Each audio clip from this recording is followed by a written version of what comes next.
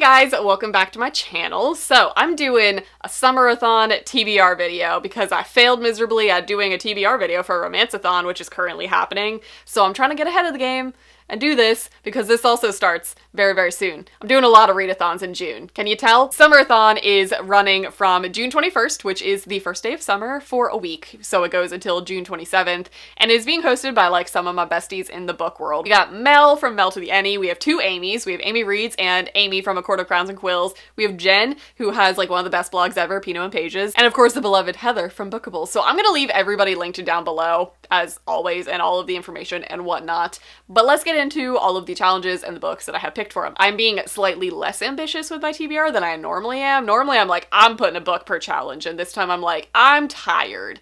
So we're gonna see. These are books that I have like pulled, and a lot of them can cover multiple challenges should the need arise. So let's get into these. So the first challenge is to read a beachy read, whether it is set at a beach or if it's a beachy type of book, like a book you would bring to the beach, a very summery, happy, light book.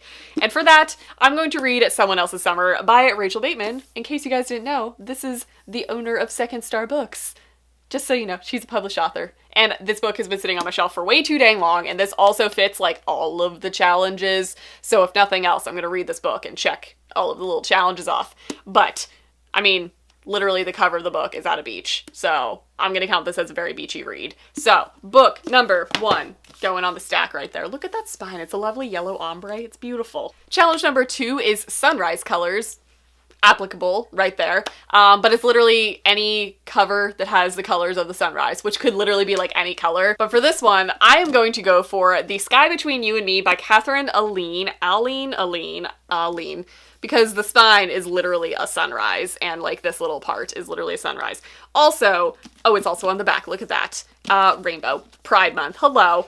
This book is also written in verse, so perfect for a readathon. This is also a book that has been sitting on my shelf for way too damn long.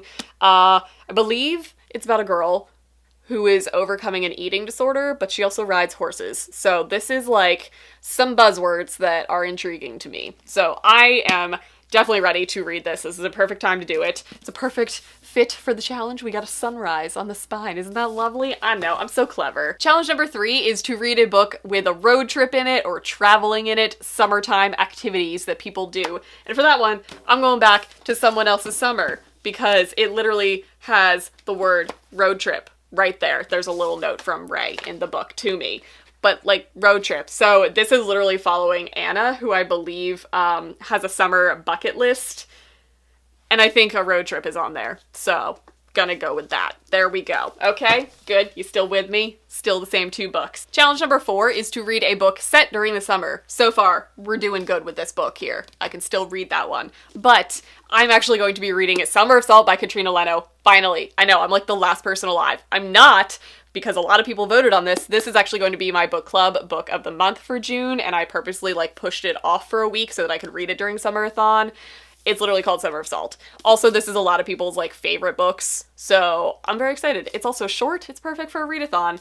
I believe it's queer. I believe it has to do like with some sort of magic, little magic thrown in there. It's set on an island. It's everything that I want in a book. So I am very excited to finally have an excuse to get to it. But if you guys do want to join along on the readathon, my Facebook group will be linked down below. It's my book club. We read a book every month. It's usually backlist titles, and this is the month's pick, which I'm very excited about. Can't wait to get to it. And then challenge number 5 is to read a book with food on the cover, whether it's food or drink or candy or whatever you want on the cover. And for that, I decided to go with Wild Blue Wonder because it has blueberries all over it, because I believe this has some magical realism in it, and there's like an ever fruiting blueberry bush at this summer camp. Again, this is also set during summer. But, okay, this book I know is going to break me emotionally. I believe it's about a girl who goes to a summer camp. Again, it takes place during summer. And I believe her best friend committed suicide, if I remember correctly, and it's about her going to this camp and really coming to terms with her grief and how to process it. And basically, everyone who has read this book has said this is one of the most underhyped books I've ever read. So I finally want to get to it. I was waiting for like a summer readathon to pick it up, and I think this is the perfect time to pick this up finally. So I have this, but in case that's going to be a little too heavy, This book is also heavy. I don't know what I'm thinking here. I also have Wild and Crooked by Leah Thomas pulled because there's an ear of corn on the cover. For some reason, I thought this would be a somewhat lighter read. I don't think it is because I feel like it deals with disability. This sounds very much like a Bridget Kemmerer type book. It's about two characters who are both dealing with their own issues. I believe one has cerebral palsy, and one of them, I believe their father committed some serious crime in their town, and now that reputation is following them around. Why do I think this is going to be lighter than that one? I don't know. But those are my two options that I have for that challenge. I could kind of use one of those for another challenge. All of these books are somewhat interchangeable for most of the challenges, to be completely honest with you, so that's kind of the ones that I picked. And the last challenge is to read while drinking your favorite beverage, which I can't really like hold up a book to be like, this is the one I'm gonna do, but your girl's going to tropical smoothie, and I'm gonna get me a nice tasty smoothie, and I'm gonna read one of these. Probably Summer Assault, because it's pretty short, so I'll be able to like chug my way through a beverage while reading that book. It'll be lovely. It's a good experience.